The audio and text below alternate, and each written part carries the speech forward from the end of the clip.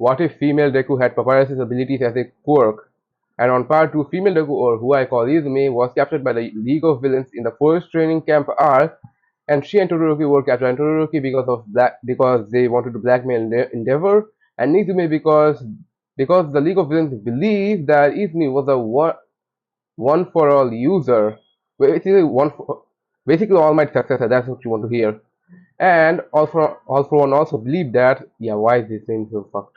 What if female Deku had powerless abilities as a core? Part 3 finale. And on part 2, female Deku, or who I call Izumi, was captured by the League of Villains in the first training camp arc, and she and Todoroki were captured, and Todoroki because of the blackmailing of Endeavor, and Izumi because All for One believed that Izumi was All Might's successor because she's too strong. As let's begin the story. As we jump cut to Izumi and Todoroki in the League of Villains base, waking up and Izumi tied with Todoroki, as Izumi said, "Where am I? Where are we?" And after Izumi said that, Todoroki would have said, "We were captured by the villains." And then Izumi said instantly, "We need to escape." And after Izumi said that, Shigaraki covered her mouth with a piece of cloth while taking her cookie box. What the fuck? This is one of the cringiest shit I've ever said. As Shigaraki said, "You talk too much, and I'm taking these." And saying this shit gives me a reason to not continue this skit, but let's get back to it. And after Shigaraki tied Izumi's mouth and took the cookie box, Todoroki said, "Pathet pathetic, stealing snacks from a tied-up girl. You really are trash." And after Todoroki said that, Shigaraki, scratching his head, said, "Watch your mouth half and half. You're only alive because Sensei wants you both that way. Don't make me change my mind." And after Shigaraki said that, Toga looked at Izumi, then said, "Ooh, she's the cookie girl. The one who heals people, right? I wanna try one." Shigaraki, "Just one bite, one cookie." And initially Dabi said no. And after that, they started conversing as Kurogiri said, "Enough, they remain here until further notice. Tomura, try to control yourself. And if Sensei believes she may be All Might's successor, this girl is too valuable for your temper." And then Shigaraki, looking at Izumi, says, even if you can, the, the fuck." Okay, let me re-say it. As Shigaraki, looking at Izumi, says, "It doesn't matter. Heroes can't save everyone. We villains will win." And Kurogiri locked them up. And after Shigaraki said that, Kurogiri created a portal under Izumi and Todoroki as they were sent to a jail cell of the League of Villains. As we now jump to UA planning to raid the League of Villains hideout, Kamino radar. As a week later, the raid would have started, but 3 days before the raid, Izumi would have used her future sight ability from her orange eye, which I feel like I don't really get how the orange eye works in the Undersword, but I'm just making it so that it can see the future or some shit, because I don't really have anything else to say. And Izumi would have used the future to see what would have happened and what would have went down, and seen All Might, and would have seen the All Might versus All for One fight. She had been thinking of the possibilities of how she can make sure All Might does not become a stick figure. As after a while, Izumi had finally realized something as she looked at Todoroki, saying, "Hey, I have a plan, but we still have to wait for the hero combination to save us." And then Todoroki said, "Well, sure, what are you going to do?" And then after Todoroki said, Izumi used her brew magic to where she got rid of hers and Todoroki's ropes, as Todoroki said, "I did not expect you to do that." And after that, Izumi said, "I could, but we should have had to wait for that." And after Izumi said that she had taken off her clothing, a shirt, and under it was a slim flip phone. As Izumi said, "I have a plan, and for it I need to talk to All Might." And after Izumi said that Todoroki had, as he watched the jail cell door, so no one, if anyone was coming, then they could instantly get back to the basically getting tied up again. As Izumi called All Might, as All Might picked up the phone, as he was surprised it was Izumi, as Izumi explained what was happening and told All Might about her future side and telling him to go to her room and UA high and to get a box under her bed. As she also explained a few other things like where the base really is, just for more confirmation, and who are there, and what the League of Villains want, as and also what was in the box. And then she ended the call, and then putting the phone back to where it was, and then using blue magic to tie herself and Itoroki back. As we now jump cut to All Might and Nezu coming into Izumi's room and looking under her bed, creepy ass, and finding the box and then opening it and seeing many different kinds of, well, desserts. Delicious. And basically these are made because All Might has to get healed, and Izumi thought of this very ahead as All Might ate all of it and got healed, I guess.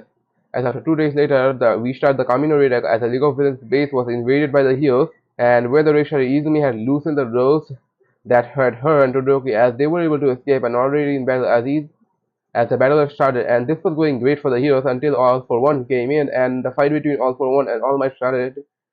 And due to All Might's lung injury being 7% healed, the fight had went on in All Might's favor as in the attack of both of them, All Might landed his United States Smash and had damaged All for One more than in the original, as All Might would have been less damage and still could continue his hero career for a while. But then, when All for One was being detained, he would have died from the injuries he had sustained from the stronger All Might, and he had died, as the rest of the league would have been sent to Tartarus, Shigaraki included, as the people who were damaged were sent to the hospital, as everyone could finally, as we now start the provisional of the fuck, as we now start the provisional hero license arc, which remains the same with Bakugo and Todoroki failing. Well, maybe Bakugo would have won because, okay, I'm just going off of ship. Basically, let's just say they failed again. And in the overhaul arc, Izumi would have gone to Sornaida's agency because she also had a future sight ability, but in a different way. Basically, she could have trained with Sornaida. And when Miru and Izumi were patrolling, a little girl from an alley bumped into Izumi, as this girl was Eri, obviously, as Eri would have been shaking, and Izumi and Mirio would have been confused, as Izumi would have tried to give Eri a macaron, and Eri did not eat it, as Overhaul finally came out of the alley, as Mirio and Izumi knew who Overhaul was because of Sonrida, because he had explained who Overhaul was before they departed, as Overhaul acted normal as he asked for Eri, because we don't even have confirmation if Eri is his daughter or not. As Izumi used orange eye while her eyes closed, as Izumi saw the future and realized they can still save the little girl. And after Izumi whispered in Eri's ear, saying, "Don't worry, we will save you. Just go right now." And after Izumi said that, Eri shakes, saying, "No, I don't want to go." And after Eri said that, Izumi knew a fight will start. As before Overhaul could say anything, Izumi threw Eri into the sky as she said, "Mirio, get the girl out of here." And after Izumi said that, Mirio slightly was uneasy, but did so as he caught Eri, and Overhaul was with. But before he could use Quirk full force, Izumi had used her blue magic full force, sending Overhaul flying through 4 buildings as she went to fight Overhaul, while Mirio had catched Eri and ran away as Izumi fought Overhaul, and the battle was quick because Izumi was not holding back with her blue magic this time, and had sent as had oh, fuck as she would have sent Overhaul through various buildings up, down, left, right, center in existence, as the battle would have been quick, as Izumi would have captured Overhaul as after a bit Mirio and the Sonida and a few other heroes arrived as they took Overhaul in and then started indicating him the right time when he woke up and learning about the Quirk racing birds and all of the bases as they created a plan to invade them, and it was a success because Overhaul is already captured and his second in command did have some Quirk racing bullets, but the heroes were smart enough to block them, as Izumi would have taken the Quirk racing bullets without anyone knowing because she believes others can use it for evil, and that's how I made sure the Quirk racing bullets does not get in anyone's hands. As the overhaul arc would have been done, and when Gigantomachia came to rescue Shigaraki, who was in Tata, he got clapped by All Might and Bakugo, OFA, probably 50% right now, or even 70%. As all major villains are done, so in the next years, Izumi and Bakugo would have become certified heroes, and then work continued as Bakugo became the number 1 hero, and which gave him an ego boost finally.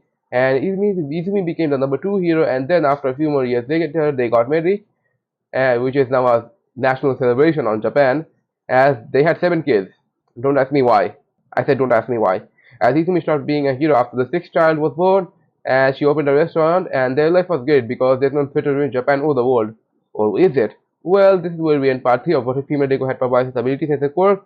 And subscribe so I can reach 1K, and also I will only be making 2 what ifs due to the fact that I have some tests coming up, so I might make less what ifs, but I might make some other videos as well, containing shorts actually mostly, basically recommendation videos on which what ifs I might make in the future, and that's all.